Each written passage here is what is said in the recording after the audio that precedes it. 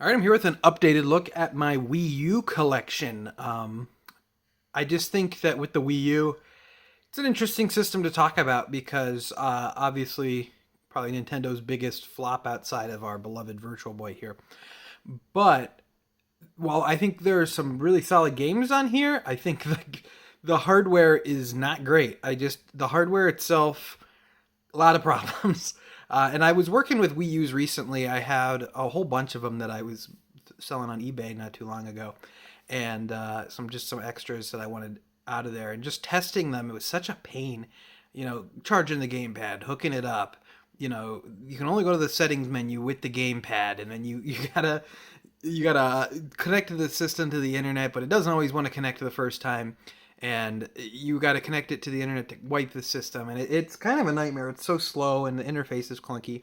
I think we're in a good place with the Switch now. We can kind of look at the Wii U and be like, all right, I think some of our best games from the system are now on the Switch, save for a few. So we can, pretty safely move on from it. I don't think there's going to be much, nostalgia for the Wii U, but I think as far as a collector system goes, it'll be interesting to see where it ends up. I could see it almost kind of becoming like a Sega Saturn type system where it's like, there's not very many of these games, and there's some iconic titles on there, but I think the Wii U has some more like shovelware than something like the Saturn would have. But going through my collection, I am going for a complete collection for the Wii U. Just because I'm doing it pretty casually. I keep stuff that I don't have from garage sales and kind of trying to close the gap that way. I'm mostly focused on N64 and Dreamcast complete collection that I'm pretty close to, and then I'll focus on Wii U a bit more. But yeah, when I was buying, I was all in on Wii U when it was out. I was buying pretty much every notable release when it would come out. I was all in on Wii U, and played it a lot. Played a lot of games on it, enjoyed a lot of games on it. So I'm not a Wii U hater by any means. I just think the hardware is not great. But when I was kind of said and done with the Wii U, I already had like more than a third of the library, and I pretty much had all of the notable titles that were going to be hard to get, save for, a few have popped up now. Some of the licensed titles like Turbo the Snail and the Croods, and that Book of Unwritten Tales is pretty pricey. But other than that, there's not too much that's super prohibitively expensive. So kind of just pick up a Lego game here, a Just Dance there when I see them for cheap, and filling out the set pretty nicely so far. So I'm going to shut up, and I'm actually going to get into the collection. Wish I was starting here with a better game. I'm starting here with 007 Legends. This game really sucks bad. It is not a good game. And there were some good James Bond games during this era. This was like the last James Bond game. This is, I think, the most recent James Bond game, and now we're getting, a real game from IO and everything that'll be probably pretty solid. But it was pretty hit or miss during the EA and then Activision days, and this is definitely a low as far as it goes. I think it was developed by like Eurocom or something. I think it put it out of business maybe, but just really bad, where it's just a Call of Duty clone where they just throw Daniel Craig James Bond into a variety of different scenes from different James Bond movies, and it's horrible. So not a good one, but oh well. I remember borrowing that game from the library to play it when it was a launch game for Wii U, or pretty close to launch. So I remember borrowing it from the library to play it and being like, what is this? And I was like, I'm so glad I didn't buy this, and I got it from the library. Another really bad one. We're starting off strong here. 30 great games. This is another launch game, and this is one of the lowest rated Metacritic games of all time, if that tells you anything. It is a really... this is still sealed. My copy's still sealed. I got it for cheap, and it was still sealed. And I don't know if I plan on changing that. Maybe should I get it graded? Leave it in comments below if you think I should get that game graded. I think if I only have one game graded, I think it should be that one. Animal Crossing Amiibo Festival. I still think this game's pretty cute. I know it's obviously aimed at very young children, so not really in the target demographic, but I think it's cute. It's a fun idea. I just wish that they would have not made you roll the dice using an amiibo every time, and I also wish that it was more in depth. Like my dream of if they were to do something like this with Animal Crossing is they could make a really great Fortune Street with Animal Crossing, and I cannot believe they haven't done that.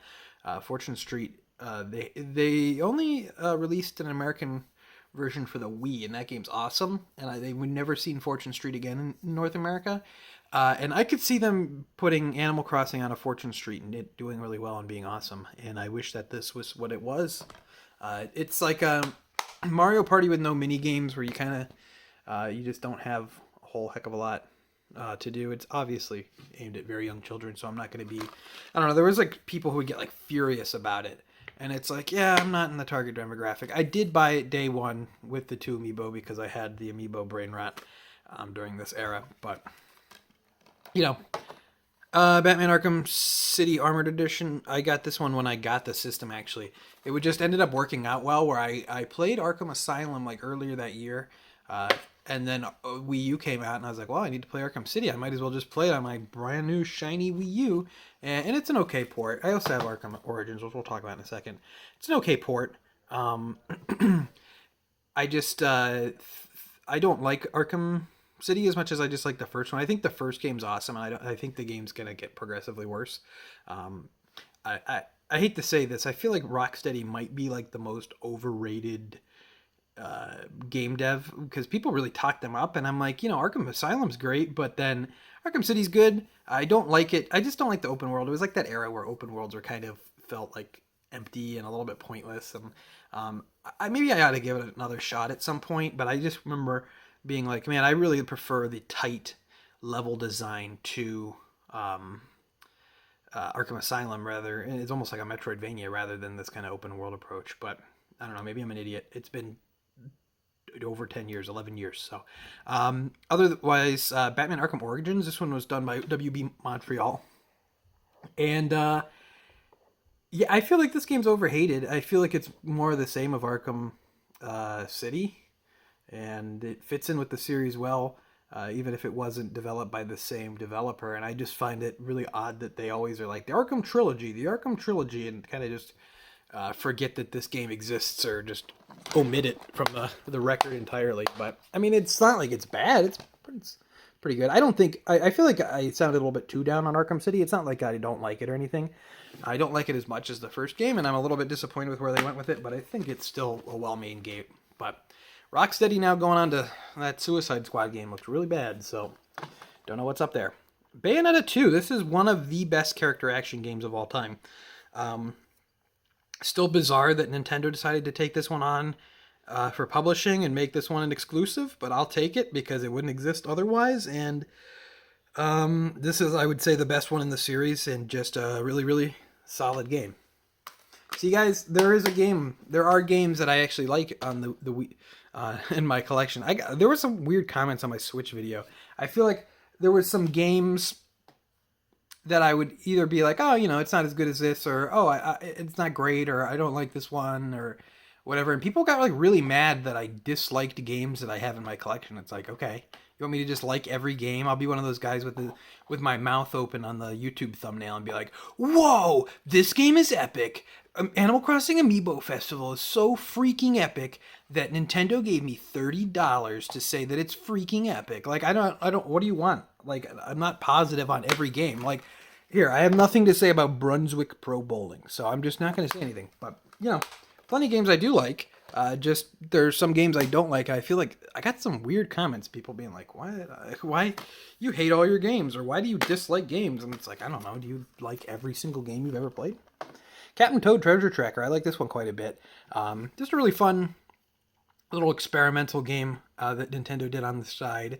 I really like those levels in Mario 3D World, so expanding them into a full game definitely makes sense, and I think it's just really clever, really one of the best uses of the gamepad. The gamepad, I always felt like I don't think it was a horrible idea. I feel like it was a little bit cheap feeling, and a little bit like, I've heard people say Fisher-Price feeling before, and I would tend to agree with that. But I think, like, there was some times where I was like, I really like having this little controller down here. It's comfortable, and I can look down, and there's the map right there. I don't have to open up a sub-menu or something. Or, this is here. So, always cool stuff, but just very rarely utilized in an interesting way. But this was one of the most fun and unique ways of using it, and I really like this one. This one's just really pleasant. I can't believe they never made like a sequel or a follow-up or anything. It got ported to 3DS and Switch, but other than that, we never saw Captain Toad again. He must have died. I don't remember him dying at the end of the game. Maybe in the DLC for Captain Toad he died. Darksiders War Mastered Edition. War Mastered, THQ Nordic and like Deep Silver and all these Embracer Group, they have all these different things, and there's like War Mastered, and then there's Dark. They published Dark. What is that game called? I can't think of it. What they had Red Faction remastered and stuff like that. Oof, horrible. And wasn't there Definitive Edition for Darksiders 2? I don't know. Get your act together. But this actually released like after the Switch released, so I think it released at like $20. So I remember just getting it. But Darksiders seems like it could be interesting. Kind of Zelda-like type action adventure game, but just never gave it a shot. I have nothing to say about these. These are just complete filler because you need them in the collection for the full set. Disney Infinity, Disney Infinity 2, Disney Infinity 3. They are. I don't even have the bases or anything, but just you need the software to have a full Wii U set. So there it is. This is probably the easiest games in the Wii U set to get because they're everywhere and they're dirt cheap. No one wants them. So moving on. Another great game. Donkey Kong Country Tropical Freeze. This is a really strong platformer. Probably one of the best 2D platformers. I would say like this and like Rayman Legends and stuff like that. Or like some of the best 2D platformers we've gotten in last 10 years or so. And this game is almost 10 years old, which is crazy. But it's just so good. It's so well designed. The level design is just stellar. Music is awesome. Just a really, really solid game. And they ported it to Switch as well. Either way you get it. I remember it was $50 on Wii U, and then it was $60 on Switch. And it had no gamepad functionality. I remember that being like a sticking point with this one, but you don't need it. It's a fun platformer. And in an era back then when we were getting new Super Mario Brothers and just kind of the generic whatever Mario games, it was like, oh, Donkey Kong Country Returns and Tropical Freeze. This is great. Deus Ex Human Revolution Director's Cut, one of the strangest games ported to Wii U. This is still sealed. I got it on Square Enix's. They used to do a Black Friday deal where they would just like absolutely fire sale their old stock of like older games. I remember getting Chrono Trigger for DS on there for like $6 brand new. Crazy stuff. This was like 2013, 2014. And I got this one for really cheap. I don't remember how much, but it was really cheap. I have not played it. I tried this game on PS3 back in the day. I feel like I was too dumb for it at the time. I was in high school. I don't think I got it.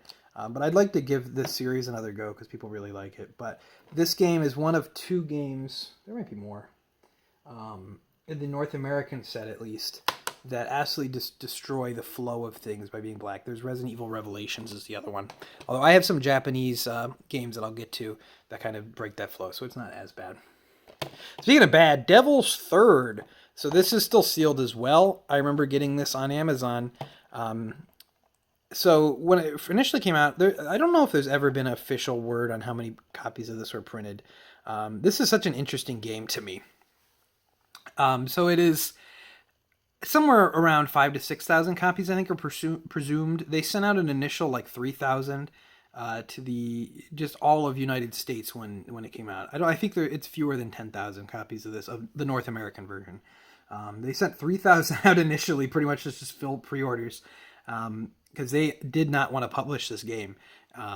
But it's just fascinating. I remember this game went up on Amazon, and Amazon, I don't think they do it anymore, but they used to do a thing where like if a certain amount of copies of a game or something wasn't selling, they would just gradually lower the price until enough people bought it, then it would start bringing the price back up. It was really weird. But I remember they put this up like after it had been like, they did like a second run, like essentially because they realized that more than 3,000 people, but fewer than 10,000 people probably wanted to buy this. So it was fascinating just because it was, went up for 60 and I'm like, I don't want to pay 60. And then I think it went finally down to like $43 or something. And I'm like, all right, I'll get it. Just because, it's published by Nintendo.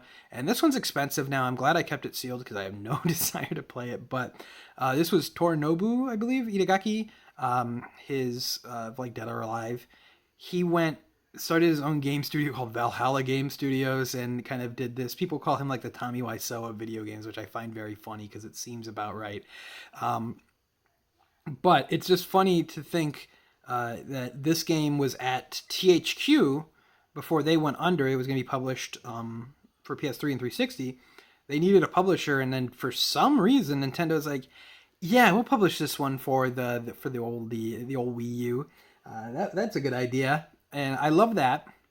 But I also love that this game actually kind of got a cult following as far as the online multiplayer goes, where I remember seeing people online be like, man, I spent like $600 on microtransactions in this game's online multiplayer.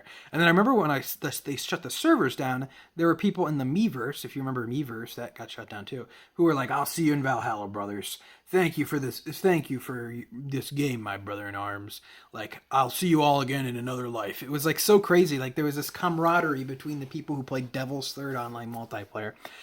But this is honestly one of those games, one of the most interesting stories of just like, I don't know what happened here. I don't know why this exists. I don't know how Nintendo thought it was a good idea to get involved. But I mean, I realized they wanted more like mature games for their HD console. So they thought, got a big name in Japanese gaming.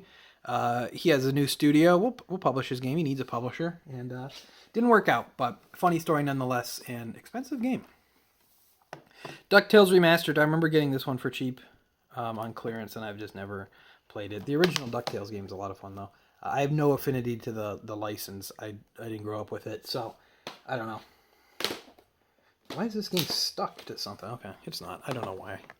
Epic Mickey 2 Power of 2. The first Epic Mickey game was pretty, all right. I never finished it. It was Warren Spector who actually, of Deus Ex fame, actually had that. What is the name of that? Junction Point, I think the studio made these. And they made the first one, and then they made this one, and kind of, I think they expanded too fast, because the first one was like a Wii game, came out in 2010, I think, and then this came out in 2012 for PS3, 360, Wii U, Wii, Vita, and like very clearly, they were not ready to go with this one, so no good. But this was a launch game as well, I'm pretty sure. Wii U had a pretty big launch game, and didn't end up working out. Here's another one that was a launch title, ESPN Sports Connection.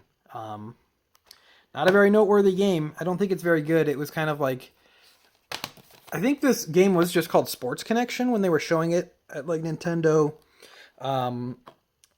conferences and events, and Ubisoft must have gotten the ESPN license and flopped it on there to try to make like their own little Wii Sports for the launch.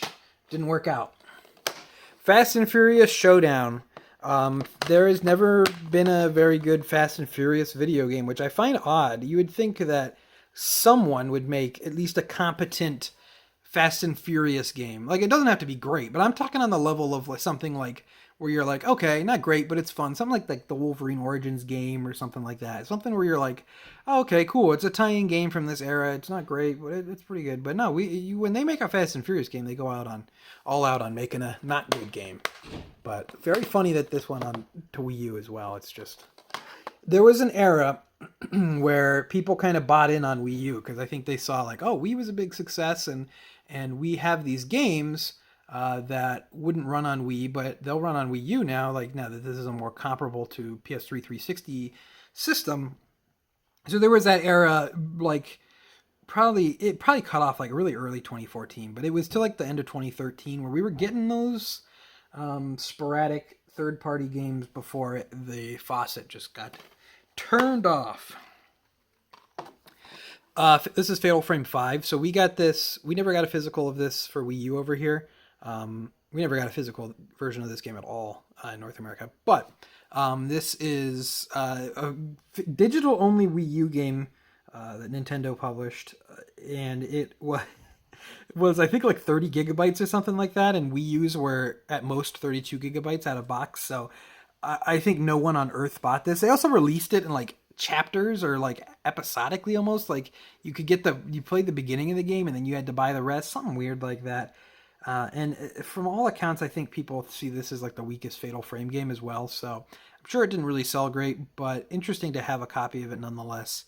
And we ended up getting it. They ported it to like PS4 and Switch and Xbox and everything, so it's no longer stranded on Wii U digitally, which would have been a shame if it was, since the Wii U eShop is dead now. So, Game and Wario. This is very strange. Like, they went for like the WarioWare aesthetic, but then kind of made a weird mini game collection. There are a few of the mini games that are kind of fun, and a couple of them are really terrible. The one I spent the most time with was the game that is essentially just Pictionary. That is the one that my friends and I played the most. So yeah, it's expensive now for some reason, because it's one of the few Nintendo games that never got ported away from Wii U over to Switch, because there's really no way to. And I would not recommend. This isn't like a fun WarioWare game. This is just like a dumb, goofy mini game collection. And as far as that goes, it's not worth. I think this goes for like over $100. It is not worth that. Game Party Champions, just another mini game collection. There was kind of an era too with Wii U where I think people thought it was going to be. Why do I have still have a sticker on this? What is wrong with me?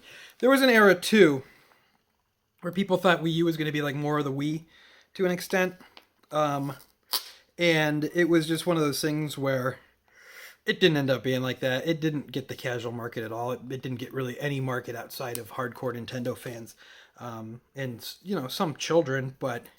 For the most part, like really, hardcore Nintendo fans and children, the Venn diagram of that is almost a circle, but I am a grown man-child, I guess, so I don't know. Got the sticker off, guys. But yeah, they were kind of thinking like, man, we gotta get that casual market back. We gotta get, Wii Fit and everything here, and it didn't work out. That was a one and done type situation with the Wii, and everyone moved on to mobile, or some kids who got into the casual games moved on to hardcore games and stuff. So I got this when I was in Japan. I don't know what this is. I'll just be flat out. I at some point I knew what this was to alphabetize it, but I don't know what this is. I got it when I was in Japan because I knew that we didn't get this game in the United States, and I figured I might as well get as many Wii U Japanese exclusive Wii U games while I'm over there. So I just kind of grabbed everything that didn't look familiar. Giana Sisters Twisted Dreams. This is still sealed. I believe this game was only sold at Toys R Us in the United States, maybe at least at launch. And it's one of those weird things. Giana Sisters, I think, was like an old Commodore 64 or something platformer series that was very clearly supposed to be like the girl version of Mario Brothers. And I got this.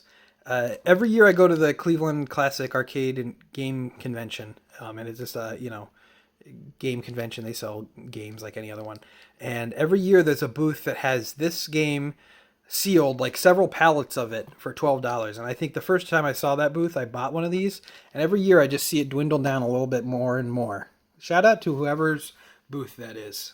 I see you, and that's where I got that from. Guitar Hero Live was such a dud.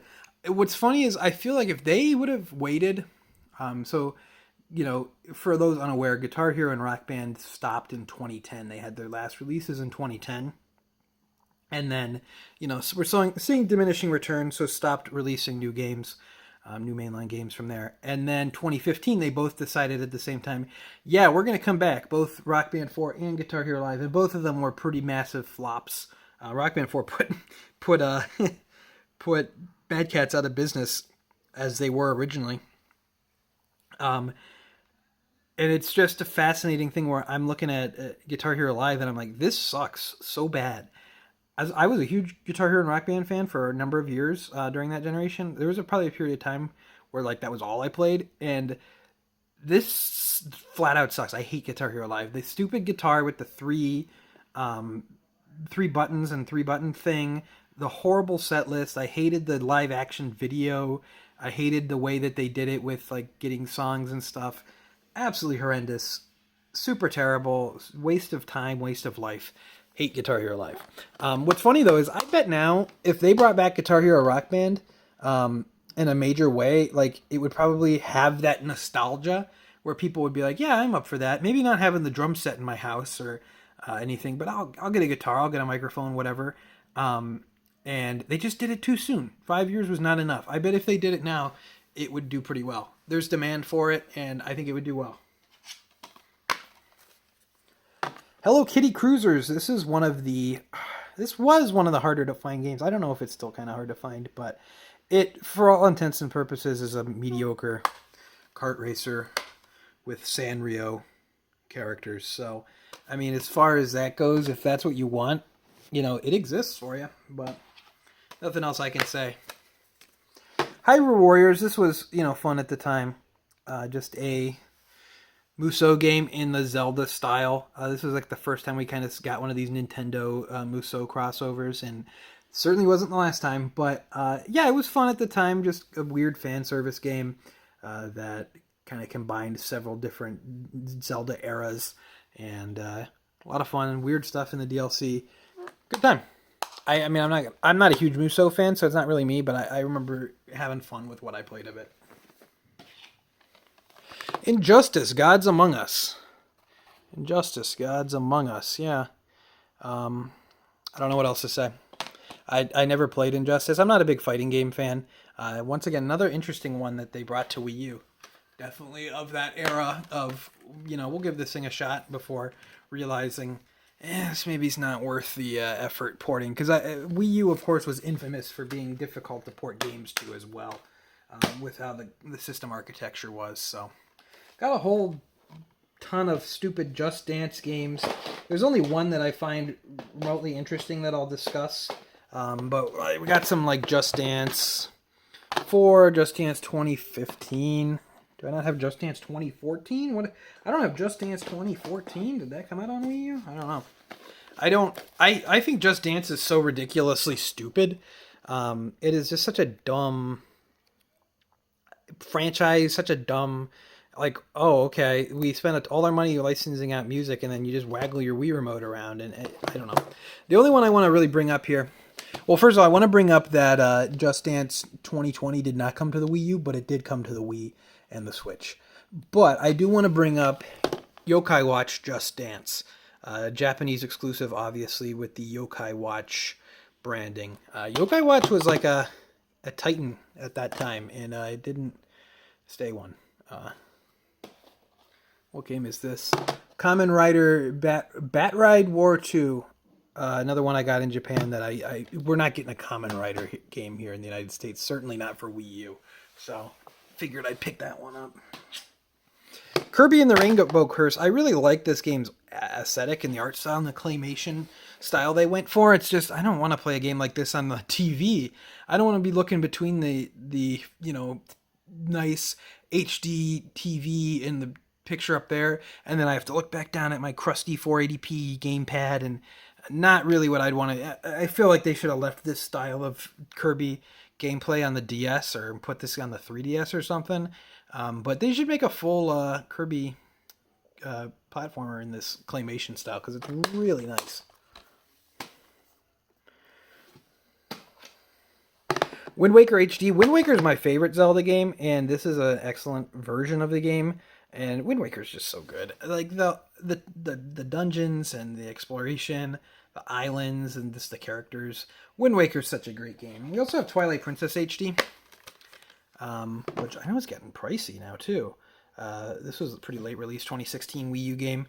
And this is a good HD port of Twilight Princess as well. And I just hope... I'm not as big of a fan of Twilight Princess, but it's good. It's just not one of my favorites. Wind Waker is definitely... I think Wind Waker and the Ocarina of Time are like my two favorites in the Majora's Mask if I had to rank the 3 ones. But Wind Waker is just so much fun. What a great game. I'm hoping Switch 2, we can get a combo pack of both these games. I'm sure Nintendo will sell them separately and everyone will still buy them, but I would love to get a combo pack or just a way to play Wind Waker HD on something that's not the Wii U. No offense to the Wii U, but it's another game. Having the map on the gamepad, just nice. As far as Zelda goes, I also have Breath of the Wild.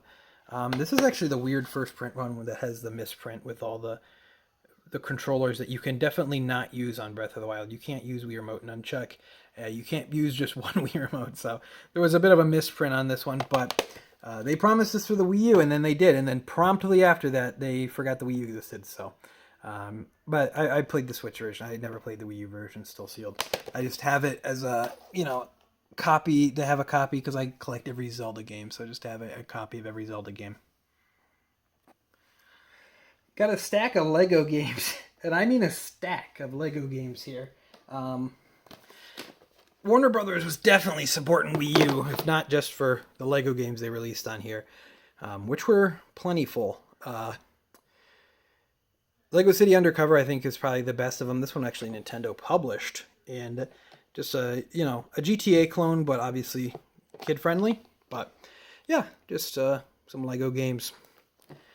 The only one I played on Wii U was Lego City, because any of the other ones I would have played on like PS4. I wasn't buying games that were available elsewhere on the Wii U most of the time, just because, no offense, but why would I? Like why would I? But a lot of Lego games. I got the platinum in most of these games. I don't know. I had like this thing where I just loved getting the platinums just because, I don't know. You could just listen to a podcast, listen to some YouTube, and just grind out whatever nonsense they're making you do. Good times. Madden 13. The only Madden game released for the Wii U. I believe I might be wrong on that. They might feel like they released more Madden games for the Vita, but I might be wrong on that. I know they released more FIFA games on Vita than they did on Wii U. Mario and Sonic, these games here, the Mario and Sonics, Rio 2016 is pretty hard to come by. I think they just did one print run. I mean, it was 2016 by that point. They just did one print run. I'm wondering if the series is just kind of dead because, we've not heard anything of it. There's an Olympic Games this year, and Winter Olympic Games 2024, and we've not heard anything of it. So, or is there Winter Olympic Games here? No, is there regular Olympic Games in 2024? Because 2020 was supposed to be when the Tokyo one. I don't know. So they missed a Winter Olympic Games in 2022. I don't follow this at all. I'm more interested, not in even the Olympics. I'm more interested. Why is the E rating on this side of the box when every other game has it on the left side? Why is it over here? That's what I find more interesting. I have nothing to say. Leave a comments down below about the Olympics. Mario Kart 8. I joke, I've spoken so much about Mario Kart 8 over several Wii U collection videos I've done, several Switch collection videos I've done.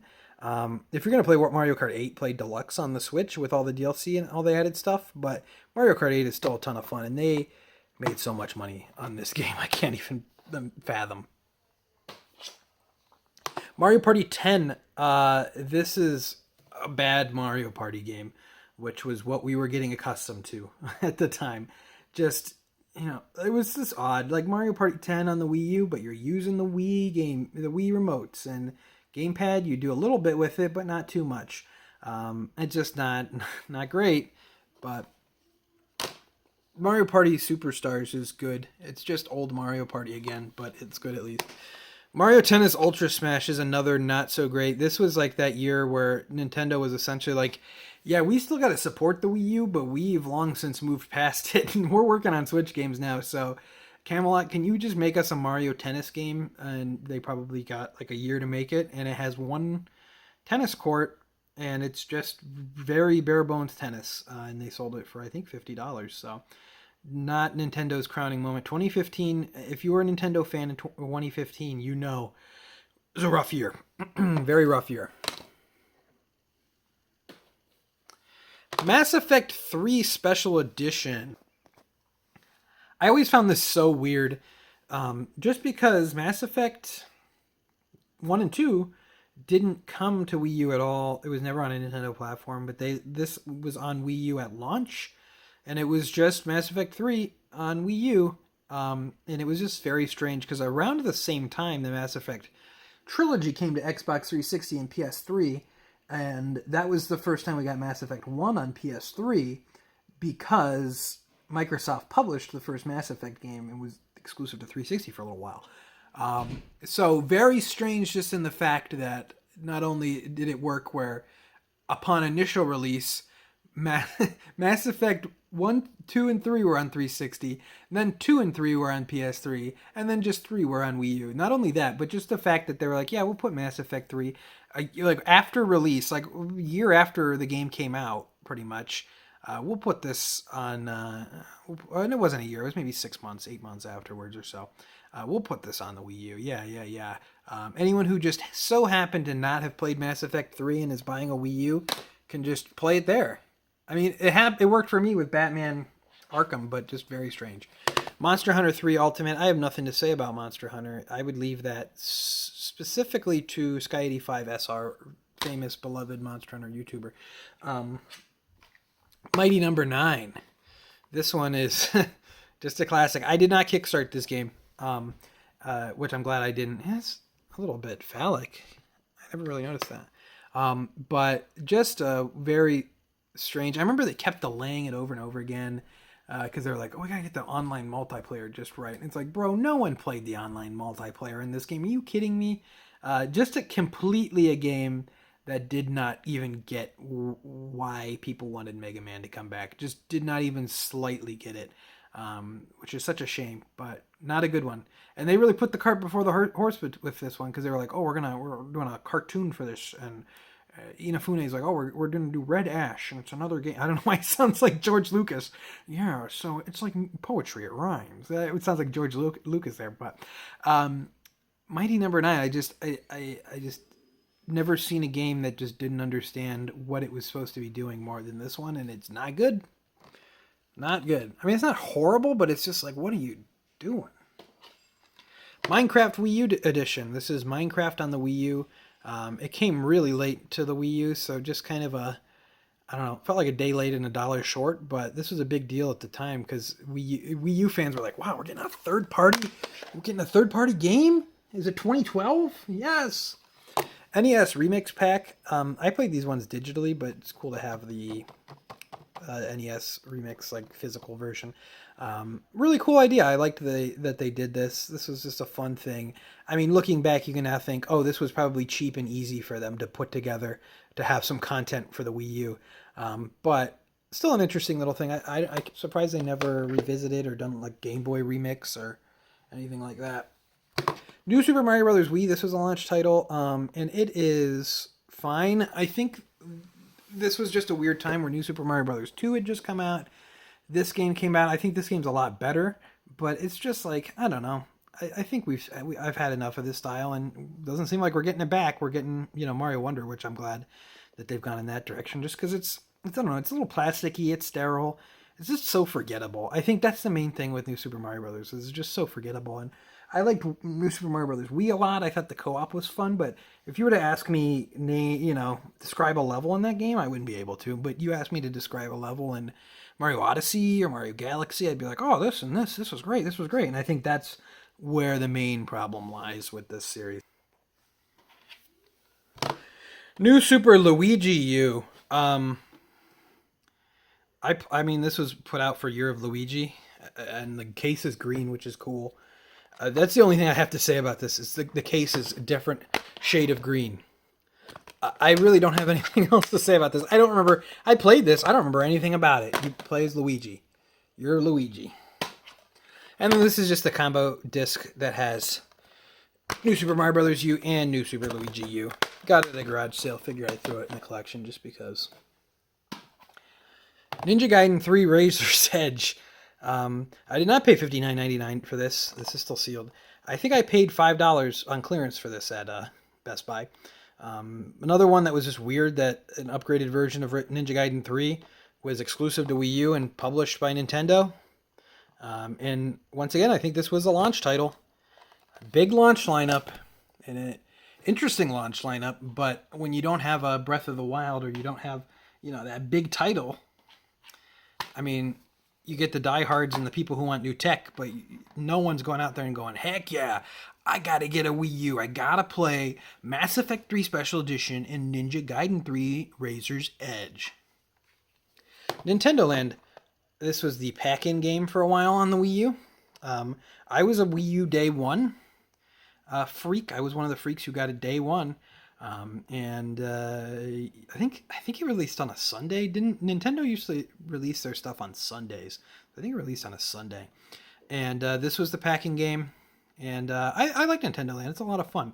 One of the main reasons, if you were to go back, one of the probably number one games to get on Wii U if you were to go back to Wii U, just because it is a lot of fun. Little mini game collection, but well thought out mini games, not just like junk mini games.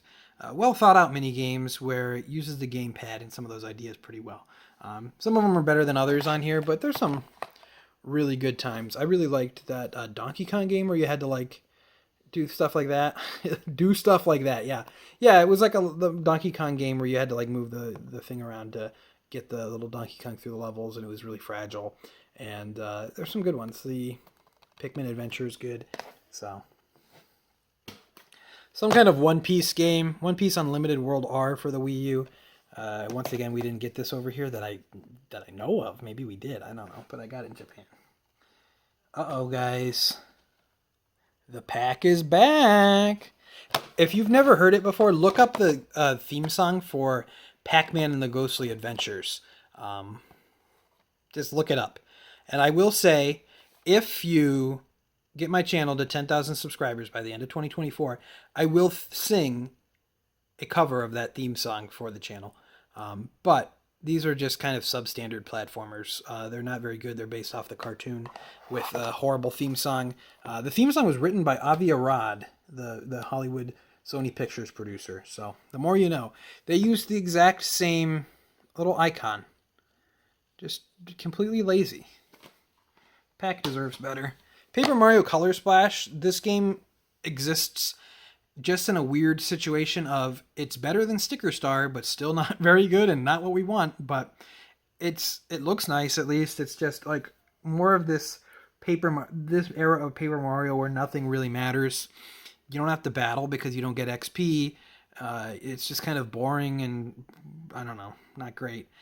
But at least it's better than Sticker Star. Another late release game, probably the last big exclusive release, 2016. And after this, it was Breath of the Wild, and we were done. So the true swan song, and not a very good one. Penguins of Madagascar. Pikmin 3. Pikmin 3 is so good. This is definitely one of the highlights of the Wii U, and it's on the Switch now. Probably better off playing it there. But one of the highlights of the Wii U at the time, that Battle Bingo mode was a ton of fun, and it just an overall really great game. And I was blown away with Pikmin 4. I guess I shouldn't have been because Pikmin 3 was so good, but Pikmin 4 was excellent. And Pikmin, they just don't miss. They just put them out every once in a while, and they don't miss when they do. Pokken Tournament. I have the amiibo card. I got this game at launch. I was not interested in this game at all. I'm not a huge Pokemon fan. I appreciate the brand more than I like the games. I appreciate the brand. Like, ugh. I can't. If anyone is still into this video at 43 minutes, I don't know what to tell you. Leave a comment. But I appreciate you. I don't know how you make it this long. But yeah, with Pokken Tournament, the big thing is I remember GameStop put, and I don't care about fighting games, but GameStop put an error in their circular and that people were putting on Twitter, like, hey, it says $39.99 in their circular. GameStop won't honor this, but if you take the ad to Walmart and ask them to price match, they will honor it. So I remember I was like, well, I got to do that. I don't care about this game at all, but I can get this game day one for $39.99 instead of $59.99. I got to do that. And so I did. I walked into GameStop. The guy was like, you want an ad? And he gave me the ad. I looked around for like 5 seconds and not look suspicious. Walked out, went to the GameStop like in the same plaza. Went to Walmart in the same plaza. Got Pokken Tournament. I mean, it's just too easy.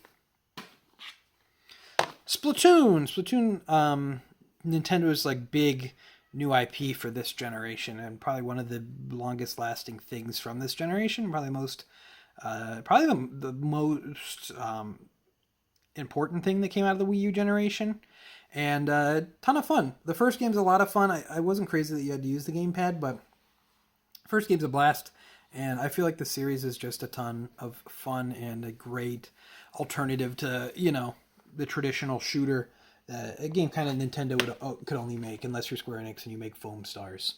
I don't know how I'm going to do this. I got stacks of games here. I'm still going, guys. I don't know. Sonic and All-Star Racing's Transformed.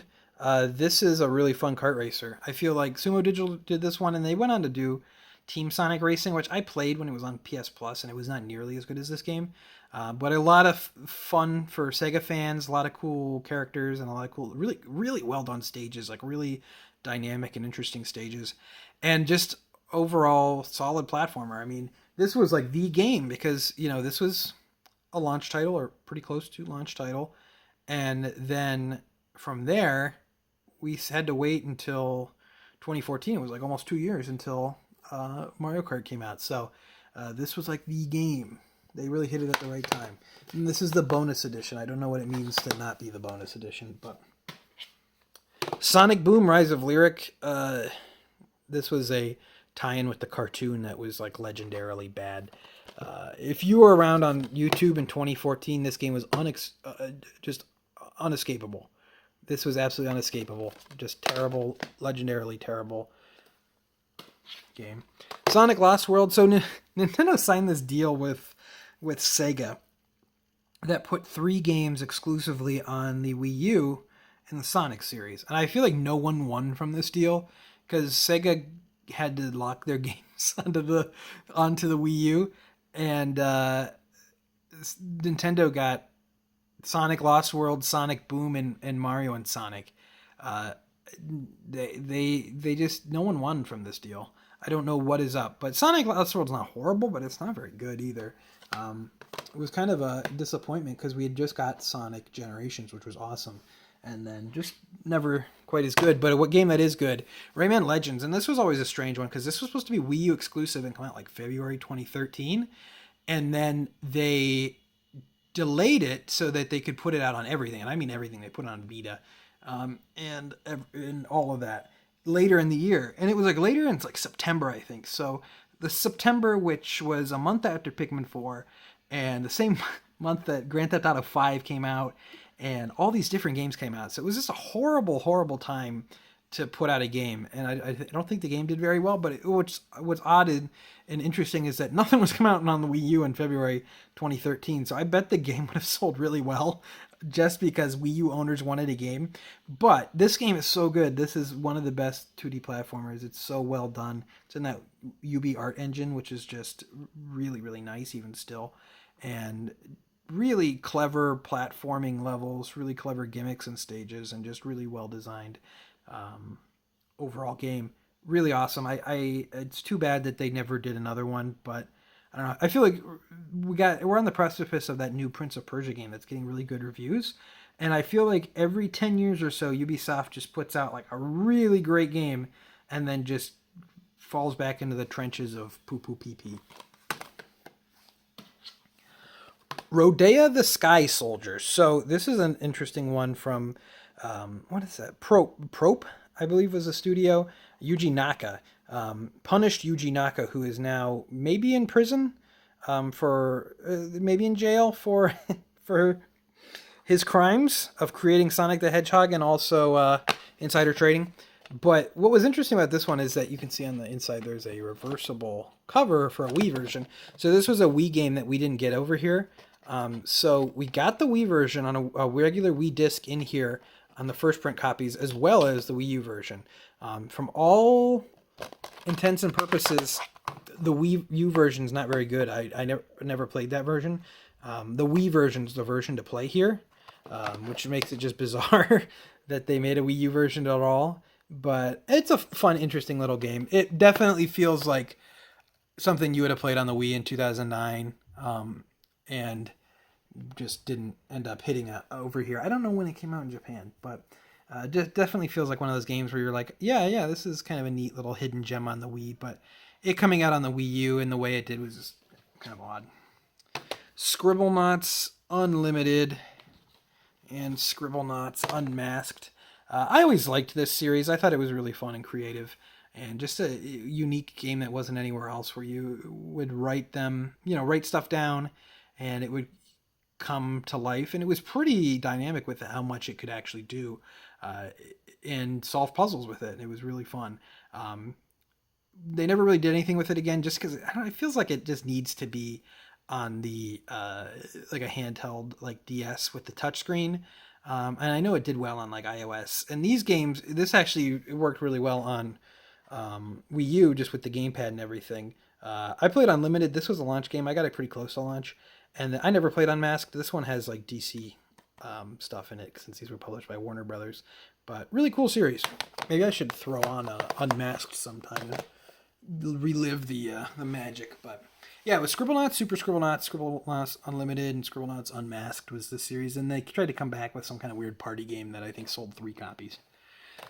Shakedown Hawaii, this was the last physically released Wii U game. Available only on VBlank's store, and I bought it because, I mean, how could I not?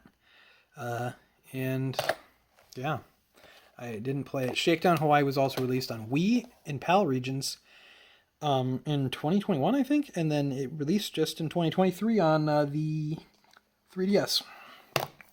Shovel Knight. Shovel Knight is so fun. I got this one digitally when it first came out on the Wii U, and it is just such a well-made 2D, retro-inspired but definitely modern-feeling 2D platformer. The pixel art is fantastic. The music is really, really fantastic, and it's just a really well-designed game. And I don't know, Yacht Club kind of did something weird where they promised a lot for their Kickstarter, and they promised all these expansions, and then they never really struck while the iron was hot with Shovel Knight. This came out 10 years ago now, as of this year, and it feels like one of those things where it's like, I'm surprised there's not a sequel or several sequels. And I know those expansions are pretty meaty, pretty big, sizable expansions, so that might be your answer there, but one of those things where it's like, I'm surprised. And now they have that new game coming out. It looks really good, but I don't know. Maybe we'll see Shovel Knight again, maybe not, but Yacht Club definitely has my interest. Another Japanese game here. So this is Volume 1 of the Simple series for the Wii U. Simple series was always like a budget line in Japan for very low budget games. I associate it most with PS2 games, so I thought it was interesting. I never would have known that there would be one for the Wii U, released for the Wii U. I don't know if that brand is still around. Sing Party. This was a karaoke game published by Nintendo. Very strange. Had a Nintendo branded microphone. So actually it was done by Freestyle Games, who did the Guitar Hero Live, but it was just a weird, we got karaoke on Wii U and you can use the gamepad as shows the lyrics, and it's, I don't know. Nintendo, they were trying to do the appeal to the casual and appeal to the hardcore, and in the process they appealed to neither with this system sometimes. Another similar to the Disney Infinity games, got a few of the Skylanders. I don't think that's all of them on Wii U. Maybe it is. I would say it's almost certainly not, but got a few of them at least. I don't even want to. I'm too tired to talk about Star Fox Zero. It's truly a dreadful game. I just am too tired to even discuss it at this point. Everything about it just makes me upset with the controls. Star Fox 64 is like a reimagining of Star Fox, and this is a reimagining of Star Fox 64, so we're just reimagining the same game.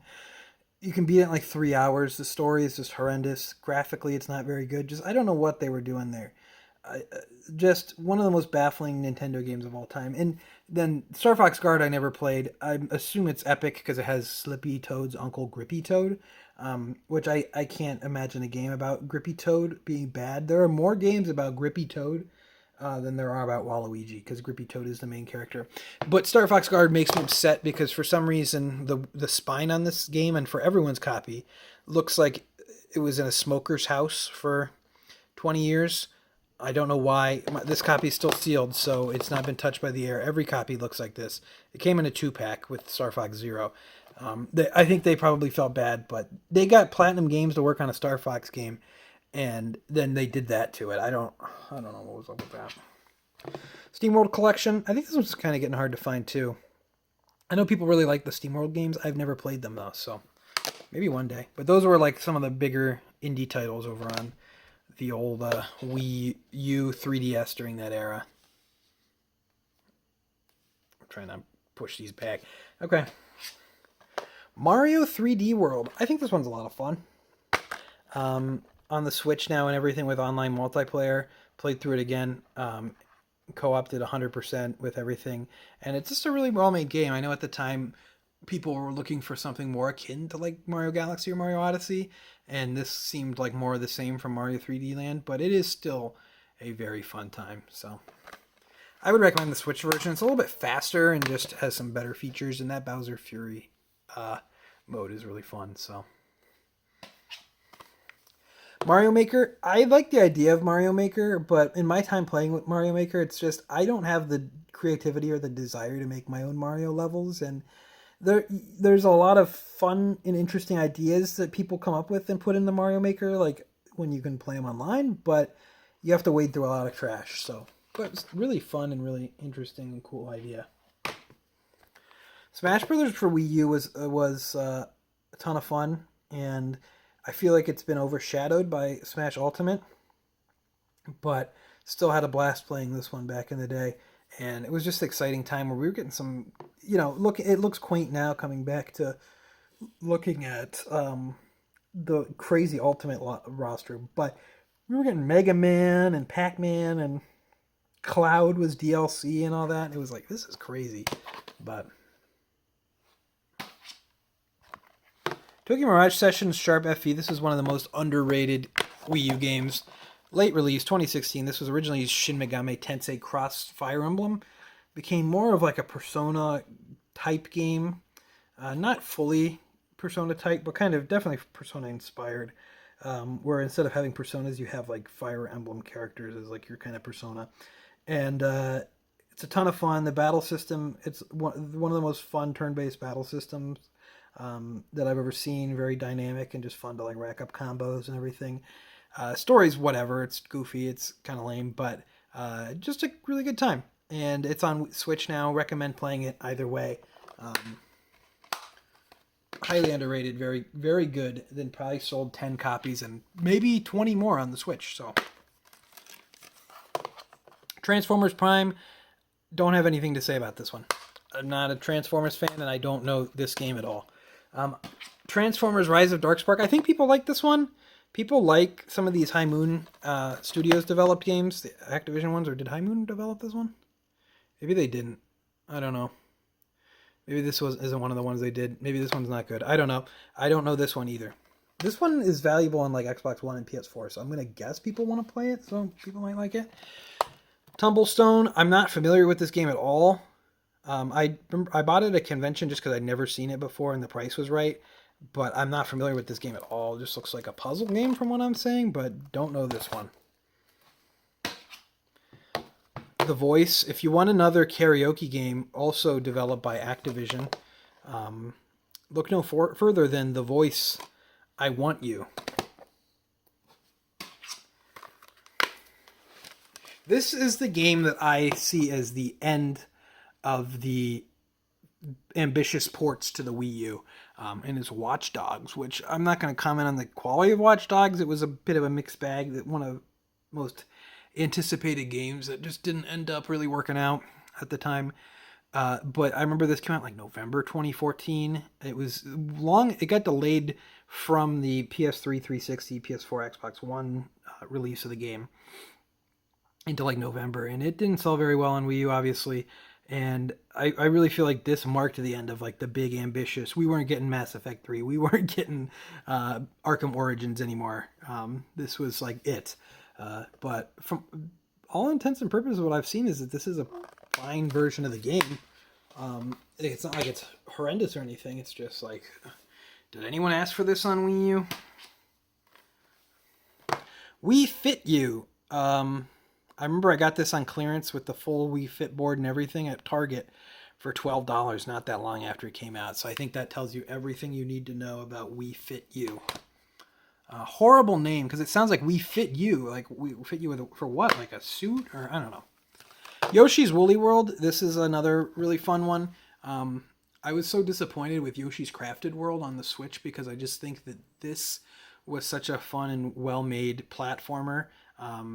So enjoyable and everything, and great art style. And this one was ported to 3DS, but never came to Switch. So, I know this 3DS version has like extra content, but one that would be worth going back to for anyone who never got to play this one. Wii Party U. So when Mario Party during the Wii and Wii U era went kind of bad, Wii Party U was actually a pretty solid alternative, where it had like a main mode, but then there was also little side mini games and everything. And I really liked them, and I liked this one from what I played. Another one I feel like no one played because no one had a Wii U, but I enjoyed this one, and it's getting. I mean, 2013 was 10 years ago. It's getting to be hard to remember some of the stuff. I remember playing it decent amount, not as much as Wii Party, which I played a lot, but yeah. Wii Sports Club. This almost is like a weird. This was developed by Bandai Namco, and this is almost like a weird HD remaster of Wii Sports. And I just, I don't know. They tried. It's just not as interesting as the original Wii Sports, and it always makes me mad that all the Wii U games have this little ridge at the top, and did they just forget to? Did they just forget it? Like, I don't know. Look at this. Look.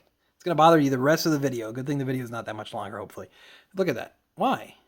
What happened? That one's kind of hard to get to for the Wii U, get a physical copy. Wipeout, literally not a thing to say. Wipeout 3. Literally, I don't have one thing to say about Wipeout 3. I'm not going to play that. Are you kidding me?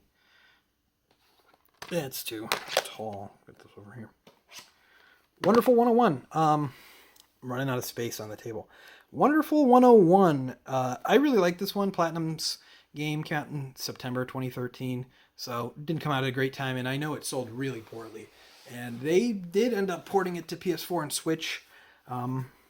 And from what I can tell, you're better off playing the Wii U version, just because the gamepad was so integral to the game. I don't know how you play without it. Definitely have some concessions, but just a really fun, unique character action game where you control a ton of guys, and it is very fun, very unique. I don't know. This was like Platinum. I'm not as big of a fan of this game as a lot of Platinum fans are. I like it a lot though, but this was like when Platinum was kind of really firing on all cylinders, and looking at them today, it's just not the case, unfortunately. I don't know. We're yet to really see what they have coming up on the horizon, but it's not looking good with Kamiya leaving, so. Xenoblade Chronicles X. So this is like the big boy as far as games that never got a Switch port go. And I remember being so impressed with this game graphically for Wii U. I remember being like blown away with it. And I really liked the world and just the design and everything. Story was a little bit odd, and I didn't finish it. Because it was just, I really was a huge fan of Xenoblade Chronicles on Wii.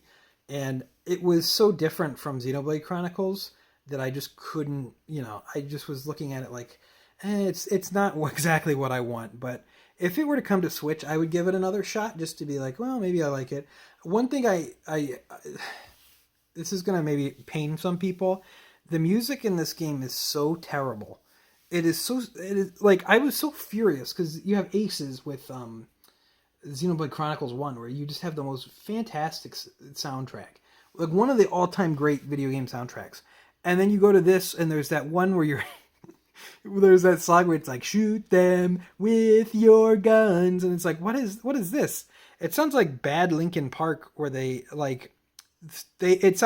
lyrics to some of the songs are like you put something into Google Translate, translated it, and then copy-pasted the translation and translated it back into English. And then did that like 3 more times, and then you just got some, I don't even know. Is this thing on? Am I all alone? Is there anyone there? I need a bigger gun. Stuff like that. There's that one song too where you're in New LA at night, and there's just a guy on repeat going, yeah! And it's just, I don't know. Yakuza 1 and 2 HD. This was obviously Japanese only. Didn't sell very well. So at the time, Sega swore off supporting Nintendo with the Yakuza series. And it was obviously because the Wii U didn't sell very well. But interesting that, we got Yakuza. I'm a big Yakuza fan. Interesting we got Yakuza on Nintendo at all. And especially on Wii U. And yeah, I mean, they're just ports of Yakuza 1 and 2 HD. I got EJ Remaster. This also came to PS3 and everything. So there's not really any exciting features, but still cool. I mean, now with Kiwami and Kiwami 2, we're not really needing anything like that, but hey, it's there. ZombiU, one of the big launch titles, and I never played this one. I got it for super cheap on clearance, like during the Wii U's lifespan, and it's a cool premise and everything. I think the premise is really cool and really interesting, and the gamepad usage was really cool, but just not something I ever got into. But yeah, that was when they were really trying. Say what you want about Ubisoft. They supported the Wii U. They were big on the Wii U. And then the last game I have here should have actually been one of the first ones I talked about, but since it's a big box, I put it at the end. This is still sealed. I bought this just because this is the only limited run game. This is like a rare eBay purchase, but this is the only limited run game from for the Wii U, and I just was like, I got to get this. I think I paid like $150 for it or something. I don't remember entirely. And I was like, I just got to get this because this was like one of the last released games, and it's not going to be easy to come by. And if I want the full set, I got to get this. So I grabbed it early and just kind of was like, okay. But I've heard good things about Axiom Verge. I've never played it. It's a Metroidvania. It was made by like one guy. I think he has like a sad story. I don't remember. Something about he had his son while he had cancer and died or something. So. And there's a sequel now too, but yeah, I think a lot of people probably don't even know that this exists, but it does. And that's it for the Wii U. I can't believe I spent over an hour talking about the Wii U. I thought like, oh, this will be like maybe a half-hour video. This will be a short one. I have a lot of thoughts apparently on the Wii U. I have a lot to say, I guess, about the Wii U. I'm one of few who have much to say about the Wii U, but glad to be here. Leave a like if you enjoyed. Subscribe if you're not already subscribed. Leave a comment down below if I have any games that I should check out that are cool. If there's any Wii U games, I mean, I plan on getting them all eventually, but if there's any Wii U games you recommend, what your thoughts on the Wii U are, Wii U memories, whatever, leave them in the comments below. And until next time, I'd like to thank you for watching.